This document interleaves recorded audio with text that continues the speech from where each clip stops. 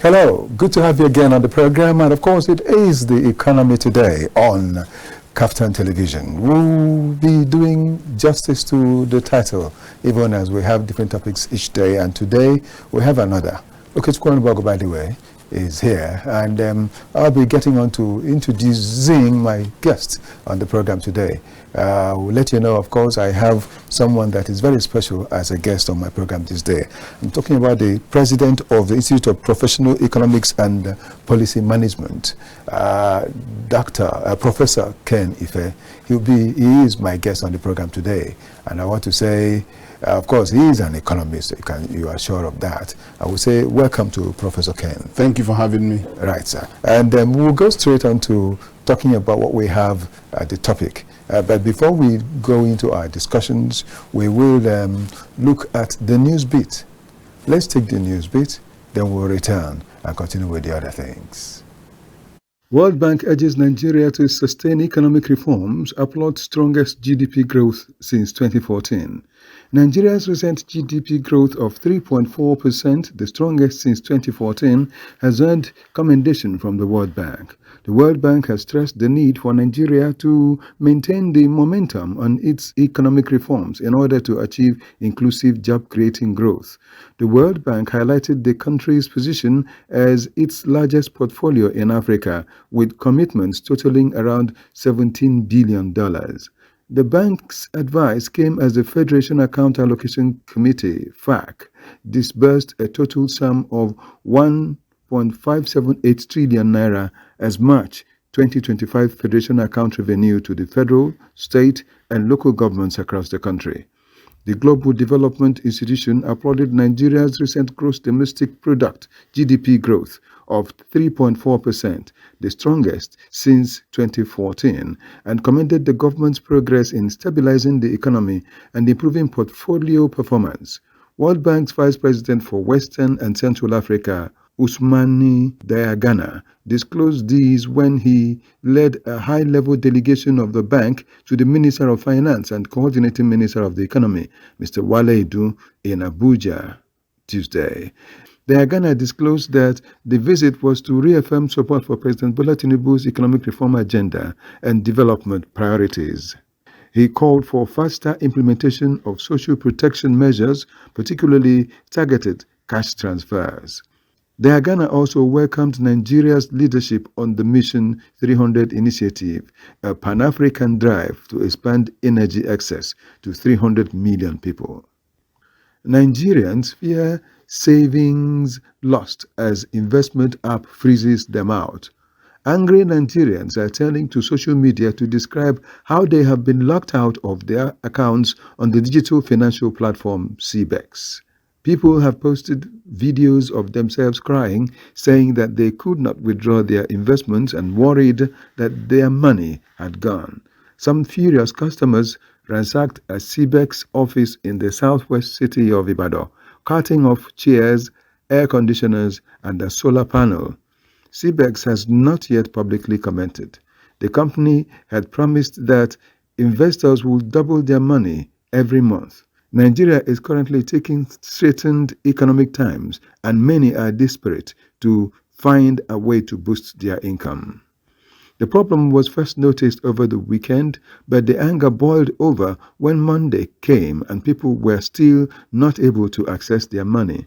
Some investors who made complaints on the private messaging service Telegram received responses from CBEX. They were told that the problem was the result of a hack and things will be resolved soon. Nigeria's Securities and Exchange Commission, SEC, which regulates the investment sector, has not yet responded to a request for comment, but SEC has previously warned citizens about the risk surrounding unregulated digital platforms and potential Ponzi schemes. For some, the situation brings back painful memories from 2016 when another popular financial scheme called MMM froze its transactions, leaving many investors heartbroken.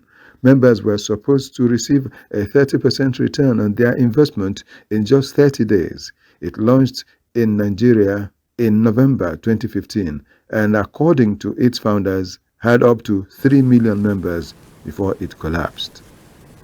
Well, That's a bit of what you've got from our news bit, especially this CBEX matter. The matter is everywhere. We'll still find it in the newspapers when we look into the newspapers, and we'll still find time to talk about it completely, the Ponzi scheme thing. But for right now, let's face the matter for the day. And as I said, I have got my guest. Professor Ken is, of course, a very well-known economist world over, not just Nigeria or Africa. He's here on the program, and as I said, he is the president of the Institute of Professional Economics and Policy Management. So today, discuss the things that have to do with this economic policies thing. But one particular thing I want to look into it very seriously is the Naira. The Naira as against the dollar. So we want to find out, looking at the topic of the day, we want to find out how much the dollar can share up against the dollar, how much the Naira can rise against the dollar. Remember that we had a glory. Sometime in the past, the Naira was even higher than the dollar. Incidentally, at a stage, it got to be at par with the dollar and even the pounds. Rather than stay there, it went further down. It started going down, and it has been going down, and it's got to a place where we do not know what to describe it as, because it's about, almost every other currency in the world has overtaken, a major currency in the world has overtaken Nigeria's Naira. It's a pain. That's why I want to ask, can we reclaim this lost glory? And of course, someone that can help us answer this question is no other than Professor Ken. Professor Ken, you're welcome again. Thank you. Now let's talk about it. It's a glory we had. I know you know about the lost glory. Yeah, in the early 80s. Exactly. Yeah, I remember. Yes. Then I remember that in 1984 I was supposed to go to Britain, and then there was nobody was looking for any visa and all that. We just got the flight ticket and we just went without anybody saying anything. They were so glad to receive Nigerians. They were so glad in their embassies to accept us when we come in. But today, what is happening? You want to go to Britain, you have to spend some hours staying at the embassy, and painful thing, the way we are treated in most of these embassies, it's so painful that I keep asking, what are our leaders doing? And at the end of all this, it's your money that you still spend, but you'll be treated like trash. It's because of the glory that is lost. The Naira has gone so low. Please, what can we do? Can it ever be retrieved? It's possible. It's within the bounds of possibility. Okay. Let's come to the issue. You see, interest rates, monetary policy rates, forex, inflation, they're all prices. Yes. And in any consideration of price, you have to look at supply and demand perspectives. If you come specifically for the exchange rate, the issue is what are the supply routes to our exchange rate, foreign exchange rate. Yeah.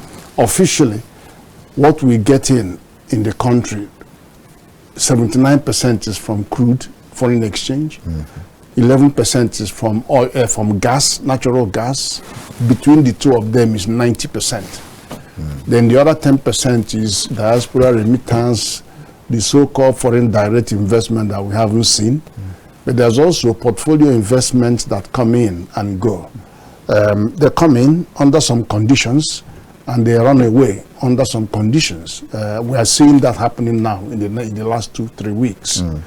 So now the issue is, if you exhaust what you could do on supply of dollar, what also can you do on dollar demand management? So there are measures on both sides. But what are central bank? Price stability is a core mandate of Central Bank of Nigeria. There are two core mandates: are financial system stability and price stability. So it is squarely within their purview. But many of the things that affect their decisions and how they manage this forex are actually originating from fiscal pressures. And that's why I keep saying that there's fiscal dominance over monetary policy. in our country. And there's a lot of stuff to talk about in that area. But let's explore what has the central bank been doing. Well, you just talked about the early 80s. In 1981, I went to UK to do my PhD. I remember I carried my Naira in my pocket because I was able to change it there. When you got there. And around that right time, you know, there were times when Nigerian Naira was stronger than dollar. Yes. And, you know, so those are memories of what has happened. But central bank has been taking a lot of measures to increase the inflow. There was a time that it was actually very, very bad, 3, 4, 5 years ago, when NNPC, the new NNPC, shut out central bank. Usually from 2014 and thereabout to then, they used to send $3 billion every month to central bank. And then they will still call back some of them for the importation of certain things. But they shut them out completely. And they were only getting 10% of that $300 million. And then every month, the outgoing from central bank is about $2 billion every month. So what can you do with 300 when you need 2 billion to spend every month? So it was terrible then. But then the new administration also corrected that. So they are now passing through, which gives them a bit of scope. But it's a very small scope. But what has also helped us was the removal of the subsidy, because that subsidy was gulping over $4 billion every year. So once it was removed instantly by the new administration, it moved from deficit to balance of payment surplus. So we have $6.8 billion of balance of payment surplus. So that was a very good news for us. And then the fact that they returned the conduit through CBN also allows CBN to have a hand in the management of that stuff. Then one other challenge we have is this. When you construct the budget, and it's actually happening with this budget, we always go conservative on the fiscal strategy benchmark for dollar. What they used here was $75 per barrel. And I criticized that many times. I say it shouldn't be more than 60. It should be 65 to 70. But now, what that means is this. If the current oil market price is lower, normally it should be higher. But if it is higher, it is higher, then you have a margin, a headroom. Now, that headroom goes to the surplus. To surplus account. Surplus. And then from there you have accretion to foreign reserves. But when you take a benchmark that is now much higher than what the actual price of crude is, you forcing us into a deficit financing, deeper into deficit financing. And that's what we're seeing today. And what we're seeing exactly today, because now it's 60, 59, and it's going to go down more. And it is going to go down. Please, before you continue, I must say, someone earlier said that there is nothing wrong in the president going back to check that particular benchmark. If it could be reduced to 60, 69 or 65 or even 60, it's not a crime. So it must not be that because he has said it, it must hold. Is it possible for him to do such a thing? Of course. First of all, the law is very explicit on our fiscal deficit, 4%. So at the moment, we are almost just over that 4%. So it must have to be done, because the production estimate is just 2 million barrels a day. We are powering at about 1.6, and so we already have a deficit of 20% or so on that price, on the volume, and then you've got a huge drop. So I calculated the fiscal impact, fiscal policy impact. So I noticed that with the current price, production and price, we will be having 36% impact drop on the revenue from dollar coming to government. And then if we get to worst case scenario, it could come down to about 56%. So it is substantial impact. But there's some people who say to you, but government is going to get more Naira from FIRS and customs. I say, but it is Naira that we are getting. Not dollar. We're talking about dollar. You need dollar. And don't forget, bear in mind that a substantial portion of our crude has been securitized. by the administration. As soon as they came in, they went to Afro-Exim Bank and securitized for 5 years a good portion of that amount. Yes. So they will be having their crude to sell. And at the same time, as the price is coming down, we are heading down to our baseline, because it costs us $30 per barrel to extract 1 barrel of this. So we are getting closer. It used to be about $10 to $15. Now it's gone up. And it goes up and up when you are not discovering new fields and exploration and exploitation of new fields. Because new fields give you cheaper oil. Give you more money on your part. But if you keep on drilling, the price keeps going up. From that. So that's part of the challenge that we have. But we also have other things that the central bank was doing to shore up the supply of dollar. First of all, it went to the banking sector. We believed that at that time the banking sector had more than $5 billion in with them. And then it was important that they reduced the exposure of our banks to foreign currency risk, because that could wipe out their equities. All right, so the CBN limited the amount of dollars that the banks can hold. Then he also put a ceiling on their net open position. Now, net open position was kept at 20%. Now, that means that, you're giving 20% because the banks also have their liabilities in dollar. When a bank opens a letter of credit for a customer, the bank is owing that foreign customer, so he must put away the required dollar to be able to meet their obligation. So that is how to do. And to tell you how serious central bank is, they monitor on a daily basis the net open position of the bank, and on monthly basis. And penalties are very stringent, stiff penalties. So they're doing that. Then there are also other areas of hope, like diaspora remittances. So we're having a little improvements in diaspora remittance, and then also some other like Forex code that they also launched. It's just a self-assessment methodology to enable them, manage risks at the enterprise level, and also be able to get the board to oversight. So all of those are some of the measures, but there are many things that need to be done. We needed to increase non-oil revenue. That's where I'm going. Yes, and because we're making that some sector progress. seems to be we're making some quite progress, low. but it needs to be more, because we have to come to the area of manufacturing. Because the reason why we have to have more progress there is because our economy is import-dependent economy. And when you are import-dependent, then you are on the witness stand, because every conceivable global headwind will affect you. It doesn't matter whether it's to do with oil and gas. Now, why are we affected by Ukraine war when we have oil and gas? It's simply because our economy is import-dependent. Europe depends 40% of their gas on Russia.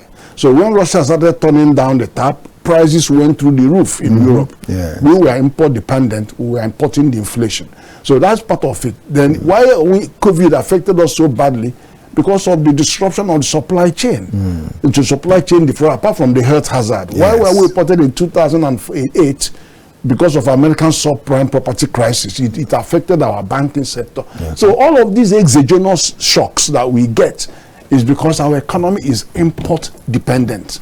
So we need to move away by increasing our resources on the non-oil driven. But having said that, though, there are also oil midstream and downstream petrochemical investment that can actually change the play. It's not just having a refinery or drilling crude and sending natural gas on crude. If you go to Texas has about 5,000 petrochemical industries in Texas. They produce 3.5 million barrels a day and refine. They refine in Texas, and they have about 32 active operational refineries in Texas. And there are other derivatives that come from it. I'm coming to that. 40% of their entire American petrochemical complex are domiciled in Texas. And they are in terms of reserve position is still lower than about 20-something billion barrels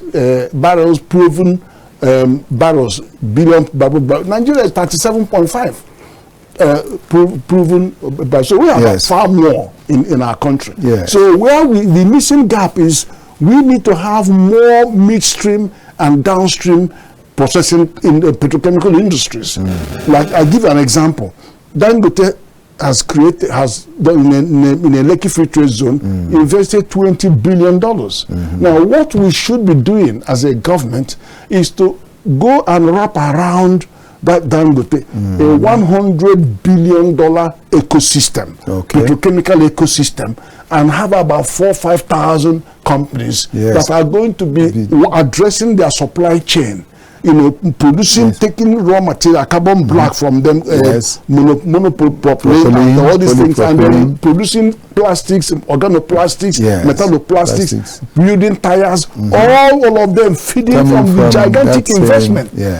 And then also taking away from them all this transportation. Why does he need to be running 20,000 trucks? People can take this business away so that they can concentrate more and also invest. If you can stop some of the problems he's having, then he can even invest in mining and then open up other new sector, just as he did in cement factory. So, but we have to be strategic around it. And notice that as you are doing that with him, you can also do with other companies that have sorted themselves out and form clusters around them. They have their own power, over 500 megawatts of power they are producing. So if they have all that power, they can have marginal increase in power, and they supply all the people in their. So there's so much economy that we can generate if we are going to do this African trade, AFCTA trade area. Right. Now there's also other measures on the supply side, on the demand side. Okay, before we go to that, I just want us to take a look at something else, then we'll return again. Okay. And this time is looking at what we have in some of the newspapers that have to do with the economy. That's my own side of the story. So we want to look at some of the newspapers and see what they have said or what they have done that is related to what we are, what we have. And there is something that I saw in the Tribune. In the Tribune, above the masthead, they said food, non-alcoholic beverage push Nigeria's inflation to 24.23% in March. Food and non-alcoholic beverage push Nigeria's inflation to 24.23% in March. We're still going to discuss that because it's part of the other thing that we'll talk about. But then I just wanted to show that so that people will also see what is going on there. And leaving US 14% tariff down on the newspaper on that page says US 14% tariff has significant impact on sector economy. On sector and the economy. That's what the Manufacturers Association of Nigeria is saying, that the US 14% tariff has significant impact on the sector and, of course, the economy. We'll still talk more about that. I will get the Manufacturers Association of Nigeria to come and tell us what they mean by this. Not that we don't know, but it's good to also hear them say the way they think it will happen. NMDPRA blames Trump's tariff policies for crude oil price fall. As Nigeria sees sharp drop in petrol imports, investors get 47 licenses to establish 1.75 million barrels per day refineries. 1.75 million barrels per day refineries. Well, we'll see that. And then finally on that, we'll look at the other side of that, the tail end of the newspaper, Investment and Securities Act 2025. Engage in Ponzi scheme, spend 10 years in prison. Engage in Ponzi scheme, spend 10 years in prison. That is what has been said, Investment and Securities Act 2025. Okay, we'll look at another newspaper to see what we'll do, what has to do with that too, that, as we are talking about it. And this time, it's The Nation. The Nation newspaper, above the masthead again, has one story that is there that says, rising cost of living pushes inflation to 24.23%. Experts review indices. Rising cost of living pushes inflation to 24.23%. We'll still look at that. It's an experts review indices. We would have looked at some of them, but then we won't spend much time on that because there are other things we need to do. More so, I have someone I'll need to get a whole lot more from before I let him go today. And so leaving that particular one, we would look at the Punch. And the Punch says its major headline. Its major headline says Interpol joins EFCC in 1.3 trillion naira CBEX probe.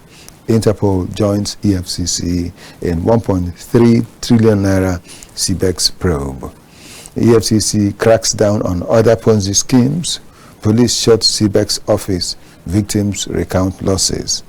As always, people will always recount losses because they will not want to hear if you ask them not to join. Well, it's spent some time. Let's see what will happen. I remember I was looking at some of the stories, and someone was saying that he would have withdrawn his money last week. Someone told him to wait a little longer, and now he's in trouble. One of those things. Well, we would let it be at that point in time, but then let's go to leadership. In the leadership, there is something else here that we'll look at. Trump's tariffs threatening Nigeria's oil revenue. NMDPRA warns. That's the one I had earlier mentioned. Trump's tariff threatening Nigeria's oil revenue. NMDPRA warns. That's it.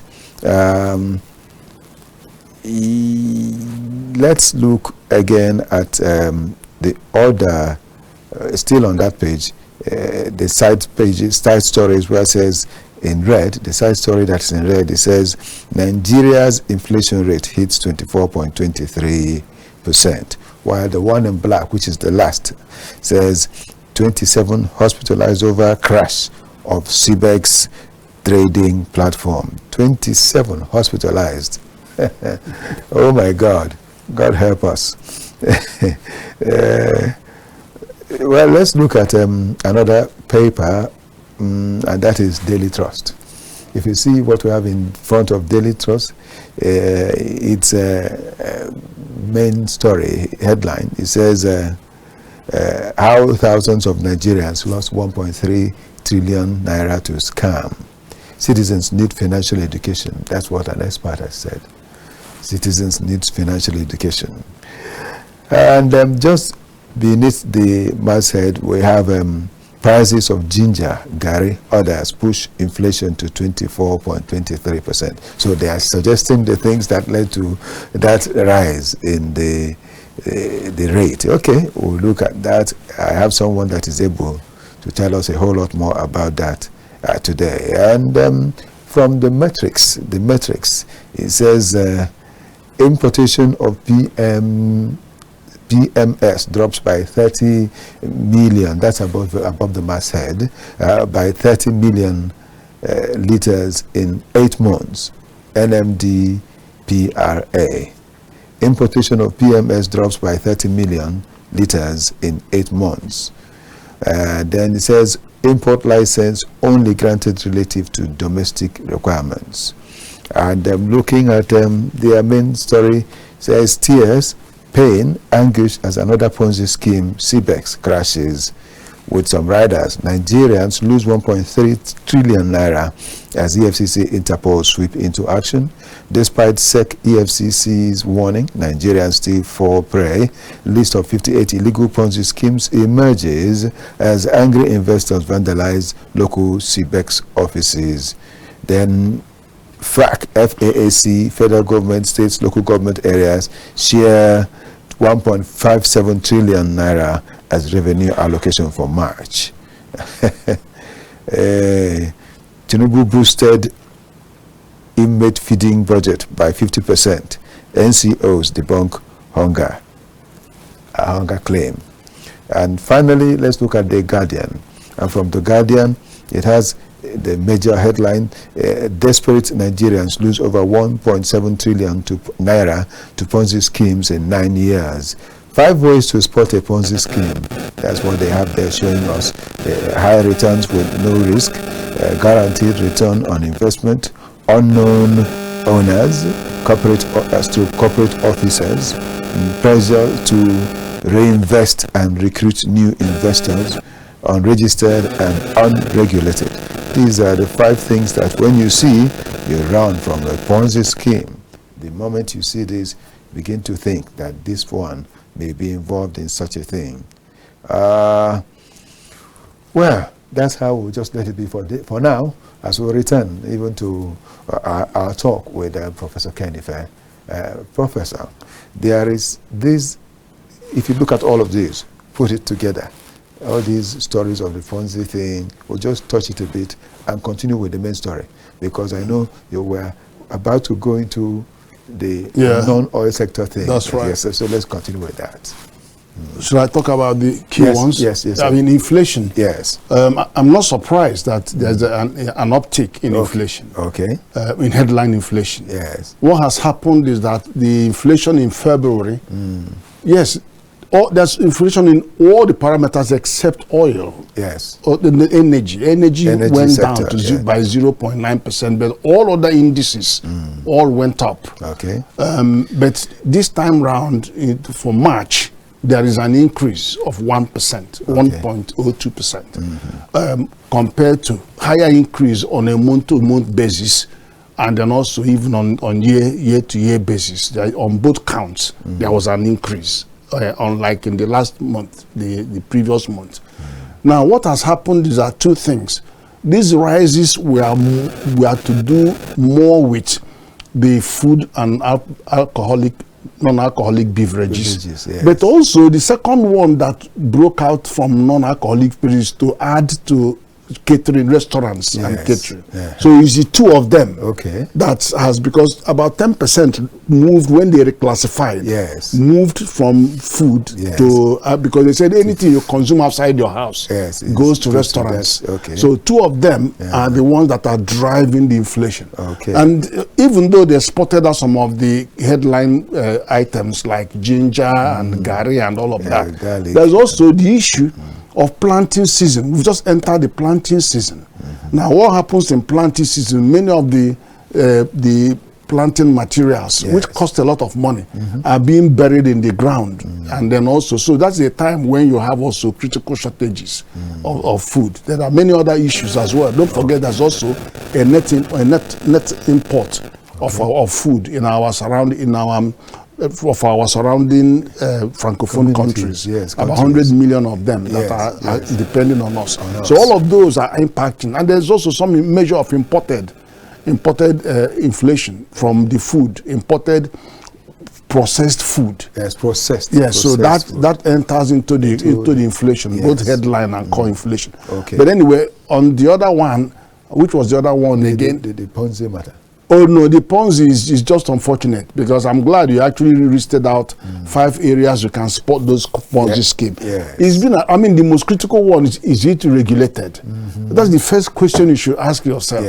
And people are playing with the greed, the greed that we have. That's what they're playing on. And then so that is the most important question: is this company regulated? Is it among the financial institutions licensed and supervised by central bank? So that should be alarm bell.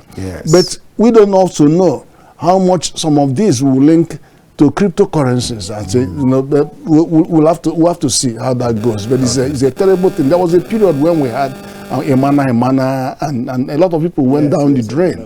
That even in some churches they were saying that they had revelation that is the way to get rich. They make their millions. And then there were some other big headlines. If you remind me, there are other big headlines in your story. Yes.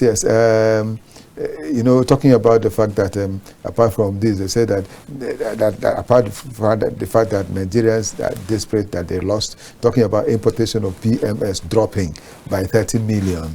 Right. That one is just an unfortunate story, because according to the PIA, the Petroleum Industry Act. Yes. We should not have any business with importing such any a thing any longer. We have no business with importing any PMS. Yes. Because the law says before you import anything, you have to declare deficit. And we don't have production deficit. No. We have capacity that far exceeds Nigeria consumption.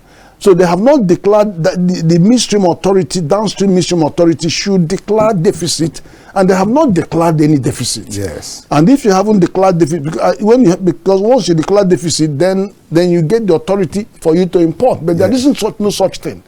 And secondly, when you're importing, you're actually consuming foreign exchange. Yes. And that comes back to affect our reserves, because our reserves will kick in to defend the value of the dollar, of the naira. So it's one of the hemorrhage on our forex rates from that perspective. And also, of course, I heard the cry of the Manufacturers Association of Nigeria. They just did some calculation and then coming up with 2 trillion out of a potential income from non-oil export of 4 point something trillion. Now, what I have to say to you about this is, it is just a calculation based on the potential impact of a 14% tariff on Nigeria.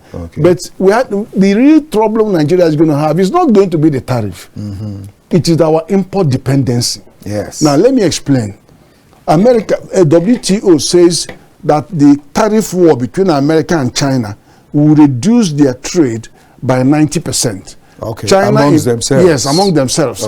Now, China exports 450 billion to America. America exports 150. Between the two of them is 600 billion. Now, if 10% of that is what will continue, it means that they are going to be looking for market for over 500 billion. So where are these now? This 500 billion prepared to fill in that space. Who is going to be buying those? Nigeria is number one. Now let me explain to you. Two things are going to happening already. One, China is devaluing their currency. So Nigerian traders are going to be looking for dollar everywhere to import when they see the products they were buying from China has dropped in price by 20%. Because they have devalued their currency. They're going to be looking for every dollar to import them. Then secondly, they are going to give a subsidy to the manufacturers of those goods in China to enable them dump into the foreign market. And on both counts, Nigerian traders are going to be looking for dollar. And what happens to that? Then the central bank will have to intervene, because they are picking dollar from everywhere. And when you take dollar, rate starts going up. When demand is exceeding supply, rates start going up. And now it's from 1,500 and something, now it's 1,600, over 1,600. And it's going to continue to go up. That's the unfortunate thing, that it's going to continue, and it's hitting us now. The tariff hasn't even come into play. But this one is the one that is hitting you because of import dependence. And when the tariff itself starts comes into play, then definitely there will be skyrocketing, let me use the word, of that demand for that dollar even the more. Well, that's one point. Because but we have a saving grace. We have to focus on ourselves. We have to focus on Africa continental free trade. That was what over 80% of any country in Africa, over 80% of what they will import can be sourced from Africa. And you don't need dollar. That was what because we have Africa payment and settlement system. So the minister was asking other countries in Africa, especially West and Central Africa, that we don't need to go through this pain. So it's unnecessary. We can sort these things amongst ourselves and do the import and export within ourselves and help our monies to get to have a better value. And that way, we will not go through all these pains. We will reduce the demand for dollar in the economy. Because when we that's start demand management. And at the same time, swap with China so that you can swap goods with them. And then exclude dollar from the picture. And so what I have even found out is that some of the African countries these days, if you want to go and buy something like from Nigeria, in those countries, they will ask you to buy it in dollars. Because they see that our money has gone so low, the value. And of course, that definitely is not good for us. It's not good for us. There were some other issues that you also raised. Oil slump, Trump tariffs put Nigeria's economy at risk. I started on the Trump tariff. They will do more on it, on monetary policy, the impact on monetary policy. Then the federation account allocation. Now, see, when Tinubu removed the subsidy, they used to share 700 billion. Yes. It doubled to 1.5, 1.4, 1.5. 1.5. But that also should be taken with a pinch of salt because we also devalued. Okay. So if the dollar value of the money they are sharing has actually come down, it's just like the budget. They say the budget has moved from 30 billion to 54 billion. If you convert it to the dollar, it was when it was 35 billion. Yeah. It is even lower than what that dollar value now because of devaluation. The devaluation of our Naira. Of our Naira. Yes. So in real terms. But what is a problem is that when FAC is distributed, the following day, the governors buy dollar. Yes. Immediately. And then when they buy the dollar, some of it are used to pay the foreign contractors working for them in the States, and which you know. But some of them also joins the dollarization business. And I have to tell you that some of them may also find their way to cryptocurrency. Of course. And then some of them will be there for their reserve, because some of them are going to hospitals abroad and all this. People don't go to central bank, not much go to central bank now asking for invincibles, school fees. They don't go there anymore. They know it's easier because we have harmonized the rates. Just go to black market and buy your dollar and get on with, not to go and wait for 3 months. And then eventually the rate at which you will buy would even be lower than what you could have got from black market. Black market. So it's cancelling out. I would just want to ask for a break for a minute, and we'll return. And looking at the fact that Professor Ken has just talked about this currency thing and the way it's going, we want to look at the value of it right now in the market as it is. It's 1,605. Yes, we want to look at it now. Show us a bit of it. Let's look at see what we have there. The way it has been from the central bank, that may not be, it's not, of course, it's not the same with the parallel market. The parallel market is 1,600. Yes, and US dollar is 1,535 buying, 1,536 selling. The pound is 1,928 buying, 1,929 selling. The euro is 1,597 buying and 1,597 selling. We have the Swiss yen 97550. That should be 975. Then the CFA is okay. The yen. Let's look at the yen. The yen is 975, not 9,000, please. Well, that is just the way it is for now. And if we look at people around us, the CFA is 2,424. Why should it be? Well, we'll talk about that later as we go on the program. But then straight away, let's take a bit of it from the business news. We normally get that segment in the program. From the business news, what we've had in our news the previous day. Let's take it.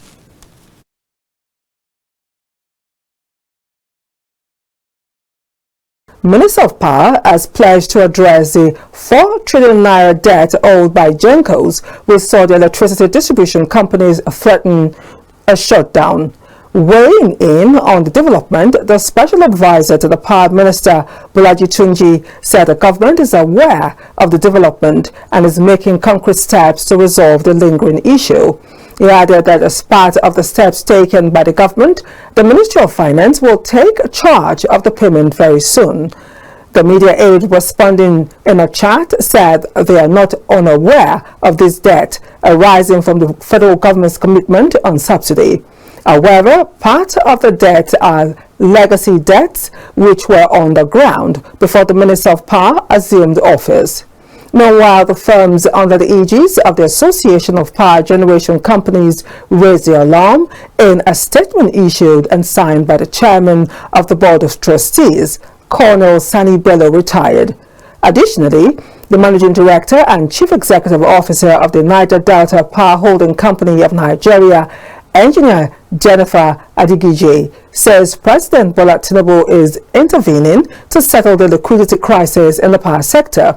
Adigije stated this recently while being honored as the Young Achiever of the Year at the 2025 Energy Times Awards for our contributions to the power sector.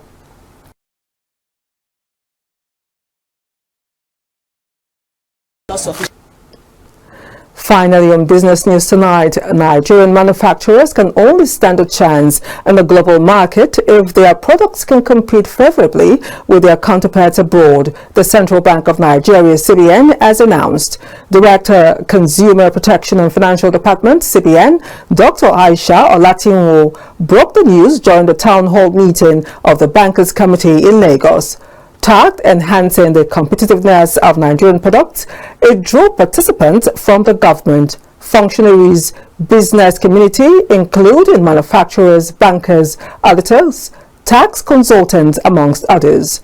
During the meeting, she noted that local businesses have potential to thrive in the global market. However, she admitted that there are a number of constraints militating against the growth of Nigerian-made goods. Olatinwo, who was represented by the Deputy Director, Consumer Protection and Financial Department, CBN, Nelson Amuwa, hinted that the bank is working to address these constraints in quality packaging, branding, and global market readiness that hinder the growth of locally made goods and services. And the banking sector, she reiterated, is expected to play a crucial role in supporting businesses and enhancing their competitiveness. Thank you so much. That's why we also conclude with that one. That's talking about from the business news. This happens here in the station every time.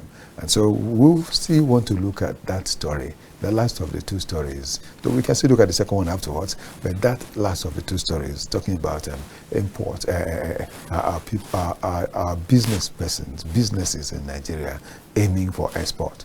I know that when you talk about export, at a time like this, there are spaces where we can enter effectively.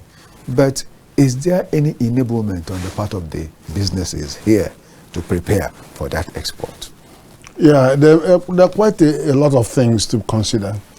Well, first of all, you have what you call comparative advantages. Yes. But you also have competitive advantages. Uh-huh. Comparative advantage for us seems to be around our natural resources because we have the agroecology, only second to DR Congo. Yes. And then we have all these crops, vibrant crops like, cocoa, all that stuff.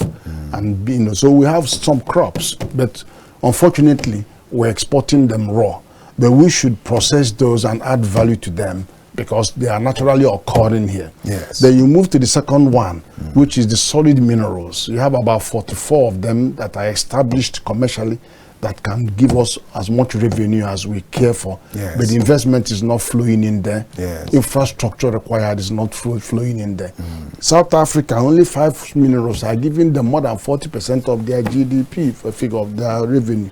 So we will need to do more. Then you have the oil and gas, where a lot of it is being fled and a lot of marginal fields, over 100, and we're not deploying to those small marginal fields. And then some big boys are leaving the onshore to go offshore.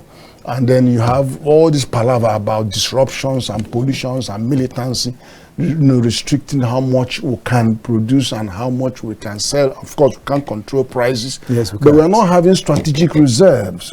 Strategic reserves will mean pump into here when we have lacks in the market, and then you can use them when you have loss of vote. So yes, we're not doing that. So, America and Saudi Arabia does that very well. When prices are down, you buy crude into your reserve. Yes. And when prices are high and when there are stoppages, you release into it. So stuff like, and then if you have modular refineries, they locate close to the reserve so that they take their crude straight away, rather than long pipelines that they keep breaking up. So all those kinds of stuff are there. So that is about the oil side. But then the non-oil side, we have far more challenges. We have infrastructure that are required for you to have productive activity. You have mechanization. You need to clear lands. Yes. You have mechanization. One land is cleared, you have to mechanize. And then apart from mechanization, you also have to build quality infrastructure. Quality infrastructure includes transport and logistics and cold chain. Yes. It includes industrial investment in industrial capacity. If you don't have, you build housing complexes, you have developers building houses, but we don't have developers building industrial parks. Sectors, yes. I mean, in UK, we have companies they call London Industrial. They have social enterprise status, and they go up and build. I brought one Chinese man here. The company is called Intern. I brought them in. He owns 68 mega industrial parks in China. Whoa. So they build these parks for hundreds of manufacturing companies, so they will just come in there and start producing immediately. And quite a few, not everything is there. The electricity is there to meter to them, water is there to meter to them, utility management, everything in there. So you just carry your equipment and go there and you start tomorrow and you start producing. And if it is in an export zone, then you export it straight away. We don't have infrastructure. We have over 35 license free trade zones. You just go and sit there. They get a license, they sit down waiting for somebody to come and build infrastructure. In your own land, they will build it for you, and tomorrow you kick them out. And they will say they cannot seize your presidential jet in France.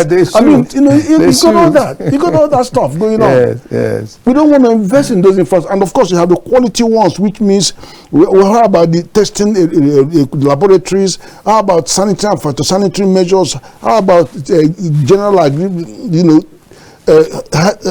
good manufacturing practices and good manufacturing? All those quality things, nobody talks about those. You think you can just carry anything you like and then go and dump it to South Africa? They say it's an AFCTA. No. You need to do we have to refine products. We have to produce them product value to meet the international standards that are set by WTO. Well, thank you so much. Thank you so much, Professor Ken Ife, the Professor of Economics, and of course, he is the President of the Institute of Professional Economics and Policy Management. He has been here with me right from the onset of this program today, and we have handled a whole lot.